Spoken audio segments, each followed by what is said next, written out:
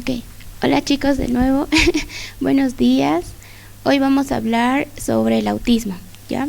Hoy igual 2 de abril vamos a conmemorar el Día Internacional del Autismo, justamente para poder concientizar, informar, sobre todo para las familias, para el personal médico, la importancia no solamente de un diagnóstico precoz, sino también las comorbilidades más frecuentes que pueden llegar a presentar estos niños con esta condición, ¿no? Entonces vamos a hablar un poquito sobre la historia y los trastornos y las comorbilidades que más asocian al autismo. Ok, entonces primero necesitamos hablar un poquito de las definiciones y entender un poquito qué son los trastornos del neurodesarrollo. Entonces vemos que nosotros vamos a ir adquiriendo las competencias de acuerdo a las edades que corresponden, dependiendo si tenemos un adecuado estímulo o no. ¿Ok? Entonces acá vamos a tener que el niño va a empezar pues a gatear, se va a parar primero antes de caminar, ¿no? Entonces, para que el desarrollo del sistema nervioso central sea adecuado y pueda adaptarse a los medios, nosotros nos valemos de funciones motoras, funciones sensitivas, funciones cognitivas y funciones emocionales, ¿sí?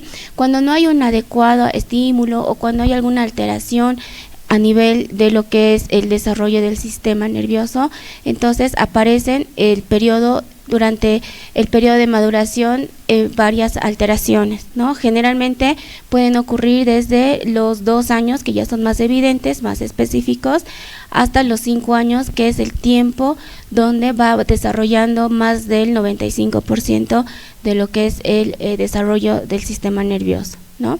Es un inicio en la infancia, entonces estos trastornos no son estáticos, van a ir cambiando y evolucionando de acuerdo a lo que es el estímulo, lo que nosotros vayamos si hacemos una intervención temprana o no. Y es un curso evolutivo estable. Entonces vamos a hablar un poquito de lo que es el trastorno del espectro autista. Se ha denominado espectro cuando ya se han juntado varios de lo que son los anteriormente tipos de autismo que presentaban, ¿no? Todo parte de lo que es el DSM-5 actualmente, que es nuestra guía de diagnóstico para lo que es el trastorno del espectro autista. En 1952 se inició con el DSM-1, donde no incluía el autismo, ¿no? Ya recién en 1980 empezamos a hablar de lo que es el autismo, y ya en 1994 en el DSM-4 clasifican en distintos tipos de autismo, y ya para el 2013-2016 lo unifican en un trastorno del espectro autista.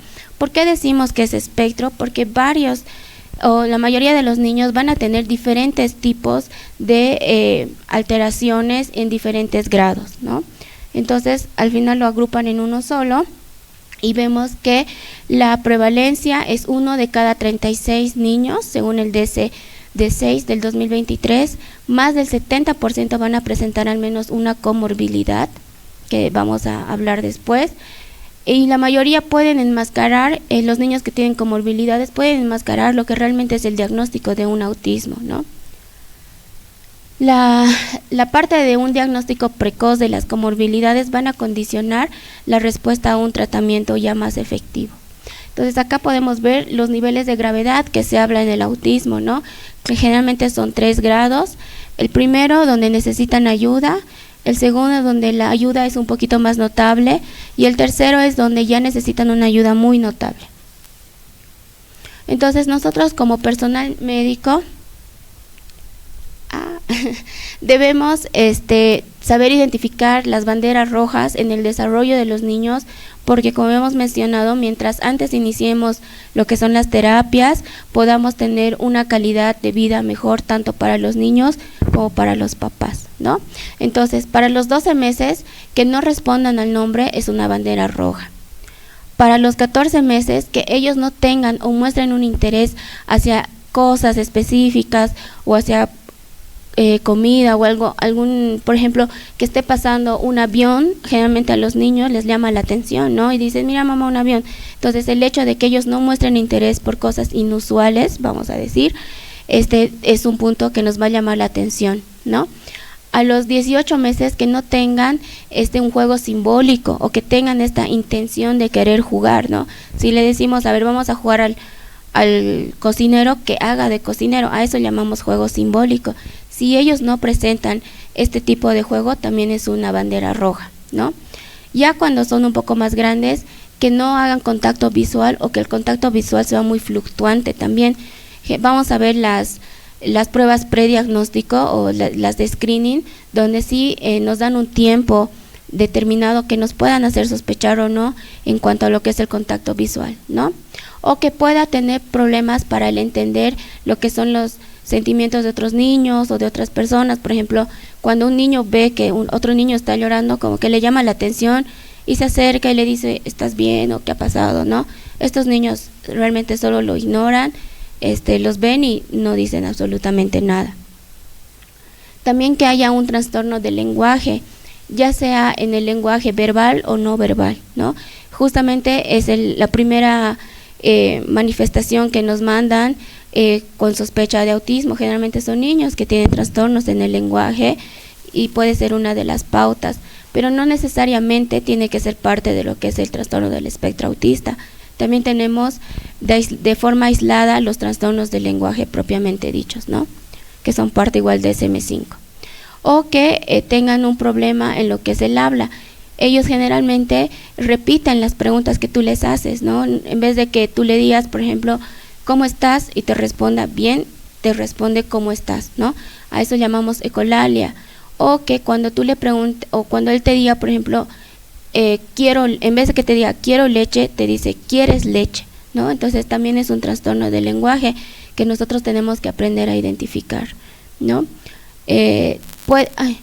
Puede que también tenga problemas con cambios mínimos. Son niños que les gusta mucho las rutinas, son muy, en un punto muy obsesivos con algunos temas, con texturas de la comida. Entonces también eso nos puede llamar la atención, ¿no? Los intereses tipo obsesivos que tienen. Y que tengan movimientos estereotipados. No necesariamente van a ser parte de lo que es el autismo, sino también forma parte de lo que son los trastornos sensoriales, donde los niños tienden a hacer este tipo de movimientos de una forma de autorregulación, ¿no? Entonces a veces las mamitas nos dicen, ay no, solo cuando está muy feliz empieza a hacer el aleteo, ¿no? Entonces todo este contexto nosotros tenemos que saber indagar y preguntar para ver si realmente forma parte de lo que son los movimientos estereotipados, ya sea de las manitos que aplauden, aletean, caminan en círculos o que van de un lugar a otro sin ningún objetivo, ¿no? Entonces son preguntas que nosotros debemos hacer. Y también esta parte de lo que son las alteraciones sensoriales, donde pueden tener una hiposensibilidad a lo que es el dolor y una hipersensibilidad a lo que es el ruido o los olores, ¿no? Son personas, por ejemplo, que prefieren estar oliendo las cosas, tocando las cosas, a estar, digamos, compartiendo con otras personas.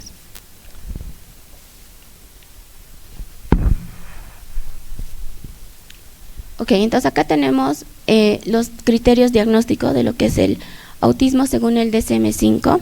Entonces, el primer acápite nos dice que son deficiencias persistentes en lo que es la comunicación social y la interacción social en diversos contextos, manifestado por lo siguiente, o por antecedente de, ¿no? Entonces acá, por ejemplo, vemos que no hay una adecuada reciprocidad a lo que es la parte socioemocional, ¿no? Desde lo que habíamos comentado, que se acercan, no le gusta que les den abrazos, no le gusta que les den mucho cariño. Entonces eso puede ser parte de lo que es la comunicación social, ¿no?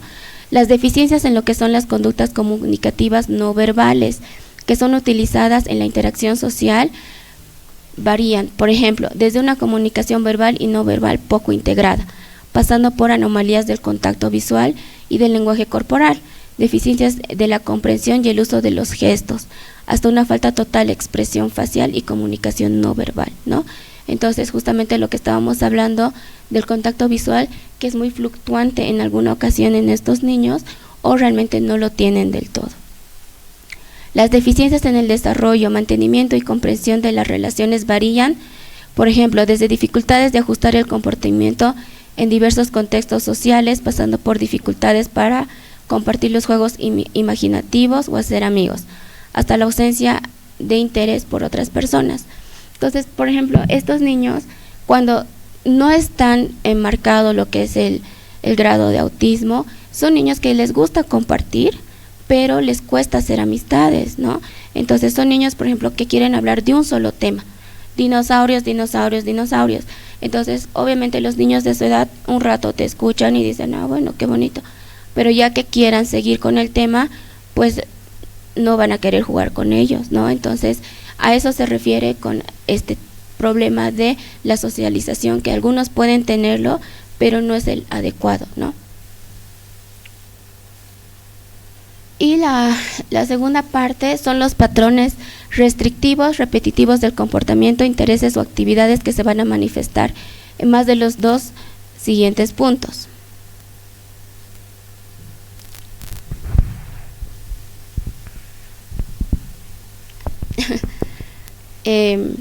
Actualmente por los antecedentes o que son ilustrativos pero no exhaustivos, ¿no? Entonces, por ejemplo, son los movimientos que habíamos hablado de las estereotipias, que pueden ser motores simples o con los juguetes, cambio de lugar de los objetos, ecolalia o frases idiosincráticas, ¿no? Niños que les gusta apilar los cubos, generalmente ordenan por colores, pueden ordenar por tamaños. Entonces, es muy importante nosotros cuando hacemos la evaluación con las mamitas de preguntarles cómo juega el paciente, ¿no? Mamita, mándame un video de cuando esté jugando el niño, porque inclusive en las niñas se han visto estudios que diagnosticar el autismo es un poquito más complicado, ya por el hecho natural, digamos, de que estamos como programadas para ser mamás. Vemos, por ejemplo, que las niñas pueden tener un juego simbólico, entre comillas, alimentando a una muñeca, ¿no? Pero realmente no es un juego como tal, ¿no? Es como para cumplir una de las funciones que ya está como predeterminada, vamos a decirlo, ¿no? También hablamos de esta parte de la insistencia en la monotonía y la inflexibilidad a los cambios, ¿no? Habíamos dicho que son muy rutinarios, los intereses muy restringidos y la hiper o hipoactividad de estímulos sensoriales, que igual ya lo habíamos comentado. Entonces es por eso que muchas veces no es tan fácil hacer un diagnóstico del espectro autista, porque el DSM-5 nos dice que tiene que cumplir todos los todos los requisitos para que nosotros podamos decir que sí es un niño con trastorno del espectro autista. Entonces, a veces sí nos dicen que puede tener el 1 y el 2, pero no el 3 o el 4, ¿no? Entonces, en ese tipo de pacientes necesitamos hacer un poquito de estudios y apoyarnos en otras pruebas diagnósticas o test diagnósticos de confirmación, ¿no? Entonces, ahora vamos a hablar un poquito de los trastornos y las comorbilidades que se asocian a los niños con trastorno del espectro autista. La mayoría de ellos son trastornos neurológicos, donde va a haber una alteración en lo que es la conectividad cerebral. Habíamos mencionado que el trastorno del espectro autista no es una enfermedad. Entonces, al decir que no es una enfermedad, no hay una cura, ¿no? Es una condición que los va a acompañar a lo largo de toda la vida.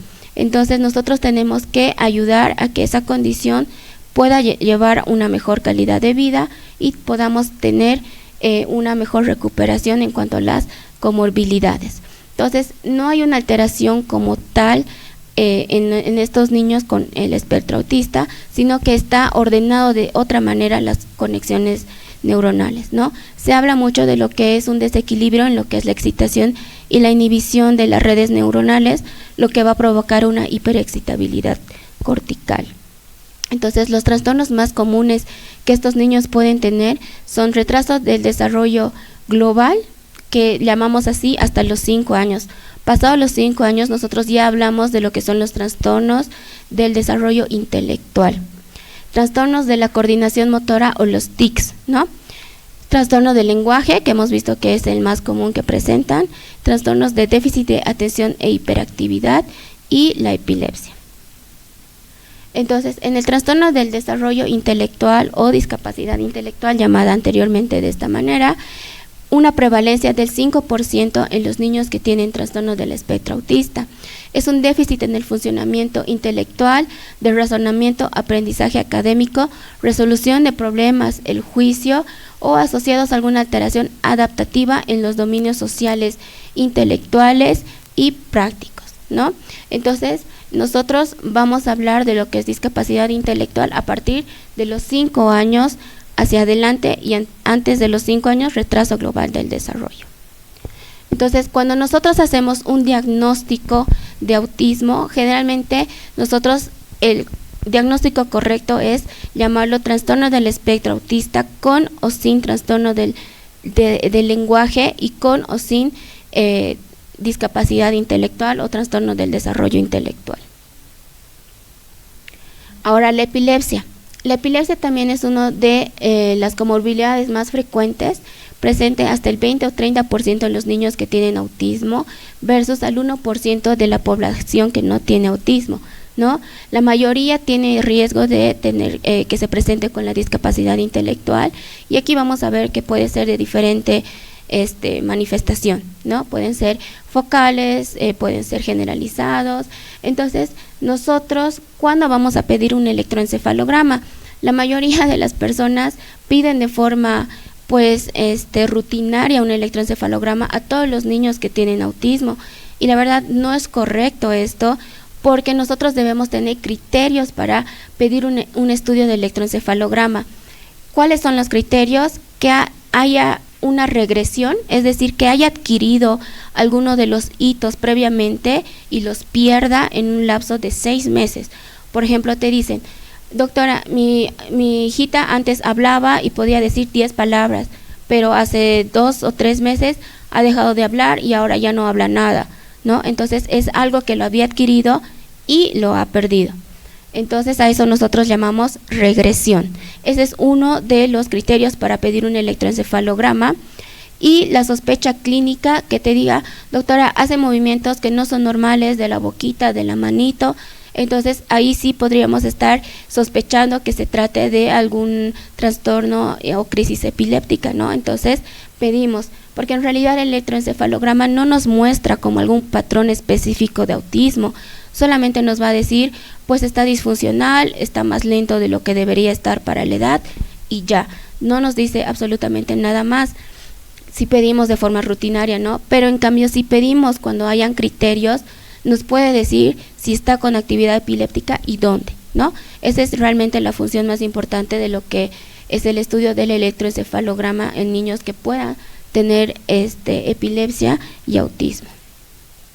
Los tics motores o síndrome de Tourette, entonces son movimientos repetitivos, repentinos, rápidos, que generalmente se asocia a un componente psicológico durante el estrés o alguna alteración psicológica, que los niños tengan fobia o algo, se desencadena un poquito más, ¿no? Los clasificamos en vocales, motores, simples o complejos, dependiendo el tipo de movimientos o vocalización que tenga, ¿no? La prevalencia es del 9% en los niños que tengan autismo, de tics motores como tal, y ya hablando como propiamente dicho de síndrome de Tourette, el 11%, ¿no? Al 20% pueden tener estos trastornos los niños con autismo. Otro de los comorbilidades más importantes son los niños con déficit de trastorno de inatención e hiperactividad, ¿no? Acá hablamos de lo que hay una disfunción en lo que son las redes neurológicas dopaminérgica y noradrenérgica, sobre todo a nivel de la corteza prefrontal. Acá vemos, por ejemplo, que en la corteza orbitofrontal, a nivel de lo que es el sistema límbico y motor, va a producir la parte de lo que es la impulsividad y la hiperactividad, ¿no? Son niños que no pueden esperar a hacer una fila, le estás preguntando algo y ya te están respondiendo. Y en cuanto a la hiperactividad, son niños que no pueden estar quietos en los asientos. A nivel de lo que es la inatención y aquí vamos a hacer un acápite, solamente no es el hecho de que se distraiga rápido, sino el hecho de no mantener la atención sostenida durante un tiempo adecuado, ¿no? A eso nosotros vamos a hablar de lo que son la inatención y la atención sostenida alterada, ¿no? Acá vemos que está alterado lo que es la corteza prefrontal dorsolateral y lo que es el área del cíngulo anterior dorsal, ¿no? Que son las áreas que a este nivel vamos a ver, sobre todo el área prefrontal, que es todo este lóbulo. Este es preorbitaria, ¿no? Y esta es la parte del cíngulo. Entonces acá vemos, ¿no?, la impulsividad que habíamos mencionado, que son niños que está alterada esta vía de lo que es estriado talámico frontal, ¿no? Y a este nivel también vemos que es la misma vía, solo que a nivel de lo que es el cíngulo. Entonces nosotros cuando hacemos un diagnóstico de TDAH, que vamos a ver qué pruebas nosotros nos basamos para poder hacer un diagnóstico o clasificación sobre todo lo que es el TDAH, vamos a ver que es predominantemente inatento, puede ser predominantemente hiperactivo o impulsivo, ¿no?, porque va junto, o puede ser combinada cuando las dos áreas están alteradas. Entonces es una comorbilidad muy frecuente en lo que es los niños con TEA, del 30 al 60%, y acá vemos, es un poco reiterativo, ¿no? Son niños hiperactivos que no pueden esperar su turno, interrumpen las conversaciones, interrumpen los juegos, no pueden hacer juegos con una atención sostenida, se les dificulta, se aburren, se van. Entonces es un impacto sobre todo a nivel escolar y social, ¿no? El tratamiento son sobre todo las estrategias conductuales y según el tipo podemos inclusive usar fármacos, ¿no? Entonces acá, por ejemplo, otro de las comorbilidades son los trastornos psiquiátricos en los niños que tienen autismo, ya en la parte de la adolescencia, por los cambios hormonales. Además, puede tener alteraciones sobre todo en la ansiedad, cuando está alterado la amígdala, sobre todo, ansiedad y trastorno obsesivo compulsivo, sobre todo en alteraciones serotoninérgicas, y la depresión cuando hay un déficit en la neuroplasticidad o hay una exclusión social, ¿no? Como habíamos dicho, les dificulta la socialización. Entonces son niños muy vulnerables en esta edad para que puedan inclusive tener otro tipo de consumos o alguna otra alteración, ¿no? La ansiedad se asocia al 40% en los niños con autismo, el trastorno obsesivo compulsivo en un 15 al 20%, y trastornos inclusive de la conducta, ¿no?, que a veces son niños agresivos, que se pegan o pegan a los demás. También puede tener fobias específicas, ¿no? La mayoría son en niños escolares y van a evitar situaciones sociales por las conductas repetitivas que van a tener, van a empezar a hacerlas para reducir justamente esta parte del estrés, ¿no? Sobre todo necesitamos hacer mucha psicoeducación y técnicas de exposición gradual.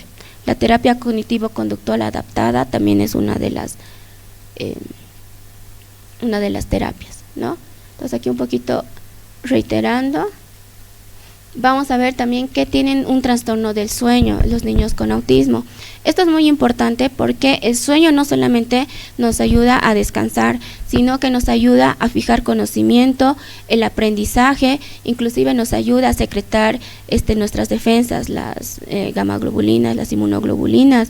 Entonces, cuando los niños no tienen un adecuado descanso, nos va a producir alteración en la conducta, sobre todo son niños que andan de mal humor, al día siguiente están hiperactivos, en la escuela quieren pegar a todos. Entonces, tener una adecuada higiene de sueño es muy importante, además porque por el ciclo circadiano también es la hora de la secreción de la hormona de crecimiento, ¿no? Nosotros sabemos que el sueño va madurando de acuerdo a lo que es la maduración también del cerebro, ¿no? Hay varias fases del sueño que en los niños a partir de los 2 años ya pueden dividirse las fases, en las dos más importantes, ¿no? Por eso nosotros decimos que antes de los 2 años, pues es muy raro que demos alguna medicación en los niños para que podamos regular lo que es el sueño.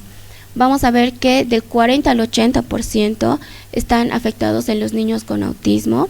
Se relaciona sobre todo a una disfunción de lo que es la secreción de la melatonina, y van a inclusive haber algunos genes que van a regular lo que es el ritmo circadiano, como el clock y el PER1-2, ¿no? Entonces estos niños son irritables, la mayoría tiene alteración en la conducta, los papitos llega a ser desgastante porque no es solamente un día, ¿no? Esto va acumulando varios días a la semana, meses al año. Entonces, generalmente ellos tienen problemas de insomnio para conciliar el sueño, pueden tener despertares frecuentes o alteraciones circadianas, puede invertirse lo que es el ritmo circadiano, ¿no? Entonces acá, por ejemplo, vemos toda la parte de lo que es la red neuronal, donde interviene la noradrenalina, la serotonina, la acetilcolina y la histamina inclusive, ¿no? Entonces vemos que cuando esto está disminuido, entonces los niños están inatentos, hay una disfunción cognitiva, están subestimulados, hay mayor tendencia a la somnolencia, entonces están muy somnolientos y se duermen, ¿no? En cambio, si hay una sobreestimulación de toda esta red, entonces van a estar con insomnio, hay una sobreestimulación, pueden tener inclusive pánico, miedo y llegar a la psicosis o a las alucinaciones, ¿no? Entonces, por eso es importante que mantengamos un eje equilibrado en lo que es toda esta parte pues de la serotonina, noradrenalina, histamina.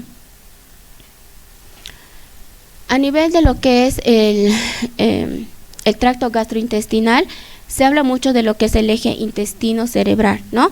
En estos niños puede haber una disbiosis, lo que puede provocar una inflamación intestinal de bajo grado y por eso pueden ser hiposensibles o pueden tener inclusive hipersensibilidad sensorial. El hecho de que ellos tengan selectividad alimentaria los puede llevar a un estreñimiento crónico porque generalmente son muy restrictivos con la parte de los carbohidratos, la mayoría les gusta comer como que fideo, entonces tienden a tener un estreñimiento crónico, a veces pueden tener reflujo gastroesofágico o un dolor abdominal funcional, ¿no? Es por eso que nosotros generalmente tenemos que hacer un manejo multidisciplinario con psicología, las terapias, fonoaudiología, con gastroenterología, justamente para tratar todas estas comorbilidades.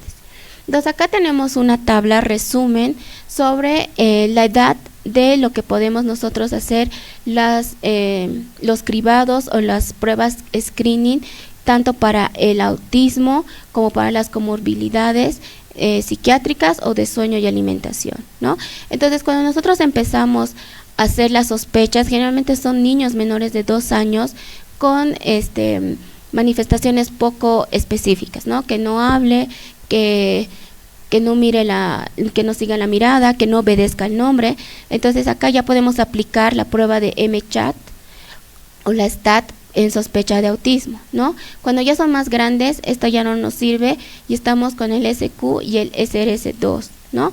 Para el TDAH usamos el Conners o el SNAP-4 y cuando hablamos de sueño está el Bambi y el SQH, que es el del sueño, la calidad de sueño, ¿no? Entonces acá vemos, por ejemplo, que en todas las edades el único que se puede aplicar es el SRS2 y nosotros necesitamos aplicar todas estas pruebas para hacer una intervención temprana y podamos derivar adecuadamente ya sea al psiquiatra infantil, al gastroenterólogo, nosotros tratar lo que es el trastorno del sueño, ¿no? Y acá les dejo las dos que más usamos en nuestro medio, o sea, hablo por mí. Esta es una valoración de lo que es el espectro autista en niños en México específicamente. Esto se ha validado porque la mayoría de los otros screenings están adaptadas para los anglosajones, ¿no? Entonces, por ejemplo, acá en la prueba de Véanme, se denomina, hay una serie de preguntas que vamos a puntuarlas del 0 al 2. En el momento donde nosotros hacemos la valoración y antes, ¿no? Como hemos dicho al inicio, son trastornos que pueden ir cambiando de acuerdo al estímulo, de acuerdo al desarrollo que cada persona tenga. Entonces es importante que nosotros podamos hacer uno en el momento que nosotros hacemos la primera valoración cuando tenemos sospecha de autismo y preguntarle cómo era antes, porque a veces llegan niños de 8 o 9 años que dicen, no, recién le están diagnosticando autismo porque no socializa, ¿no? Entonces es importante que nosotros sepamos cómo ha sido su desarrollo ya antes, si nos ha podido manifestar o no. Entonces, por ejemplo, en esta encuesta nos habla mucho del tiempo de fijación. ahorita no puedo ver bien cuál pregunta, pero nos da un tiempo de 2 segundos. Entonces ahí en la pregunta nos dice, cuando usted le habla a su hijo, él voltea a verla por más de 2 segundos a los ojos y te dice, ¿no? Casi nunca, a veces o casi siempre. Entonces si te dice a veces, marcamos 1, ¿no? Dependiendo de los puntos. El punto de corte varía según si es niña o niño, entre 17 y 14 puntos, para decir que sí puedes tener autismo o no. Y esta es la otra, el AMSE, que es un poquito más simple y acá nos toma el tiempo de 3 segundos, ¿no? Entonces, contacto visual, esto es solamente con lo que tú le haces la anamnesis y lo que tú puedes verificar en el examen físico. Entonces, contacto visual, 3 puntos, más de 3 segundos, perdón, es fluctuante o no presenta, ¿no? Acaba de 0 puntos, 1 punto y 2 puntos. El punto de corte en estas son 6 puntos. Entonces, cuando nosotros tenemos una de las pruebas de cribado o screening positivas, tenemos que hacer una prueba de confirmación cuando hay duda o cuando ya la clínica nos manda, pues hacemos la checklist y decimos, pues sí, cumple todos los criterios, ya podemos hacer el diagnóstico de autismo. Pero a veces no es tan simple, ¿no? Entonces, tenemos que hacer una corroboración con una prueba que se llama A22, que eso tiene que ser un personal capacitado para hacer esta prueba porque dura un poquito más, son 2 horas en las que les hacen otras encuestas, les hacen hacer juegos y valoran tanto lo que es el lenguaje, la comunicación, la interacción social, ¿no? Entonces las terapias son sobre todo educativos conductuales, se puede hacer análisis de conducta, es una intervención intensiva temprana conductual la que tenemos que hacer, terapia cognitivo-conductual, terapias sensoriales, hay que hacer un apoyo y formación a la familia, sistema de comunicación a veces por intercambio de imágenes, ¿no? Sobre todo en los pacientes que no son verbales. Y acá tenemos algunos de los tratamientos de las comorbilidades, ¿no? Si tiene déficit de atención e hiperactividad y autismo, el metilfenidato es una buena opción. Si tiene trastornos de la conducta, son niños que tienen agresión, se pegan o pegan a los demás, la risperidona y el aripiprazol son los más utilizados. Cuando tienen alteraciones psiquiátricas, ansiedad, depresión, pues generalmente los inhibidores de la serotonina. Y cuando tiene alteraciones del sueño, la melatonina para regular de una forma un poquito más, pues vamos a decir, natural, lo que es el ciclo circadiano, ¿no? Hay muchos estudios sobre la administración de omega 3, vitamina B6, la piridoctimina, entonces sí hay evidencia, pero no a todos aplica, ¿no? Hay mucho de lo que se habla también, lo que es el ácido folínico, ¿no? Que ahorita está de moda, pero sí hay evidencia en pacientes que tienen alteración en los receptores del ácido fólico, que sí puede utilizar el ácido folínico, pero no en todos, ¿no? Entonces, no podemos estandarizar a todos, sí, ácido folínico a todos los niños con autismo, no. Hay estudios que respaldan que si hay contra los receptores a este nivel, sí va a ayudar eventualmente, pero no a todos, ¿no? Pero el omega 3 es una de de los medicamentos que más nos ayuda, sobre todo en el comportamiento, porque ayuda a modular lo que es la inflamación y la neurotransmisión. Es lo que más evidencia hay, ¿no?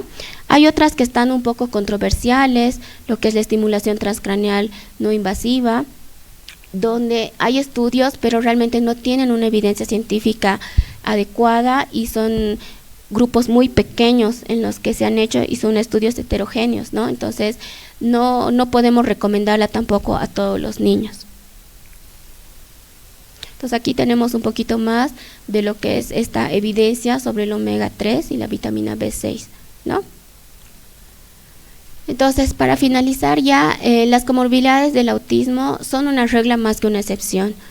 Su detección precoz va a mejorar lo que es el pronóstico y calidad de vida y es necesario hacer un abordaje y tratamiento multidisciplinario para que mejoren sobre todo estas comorbilidades.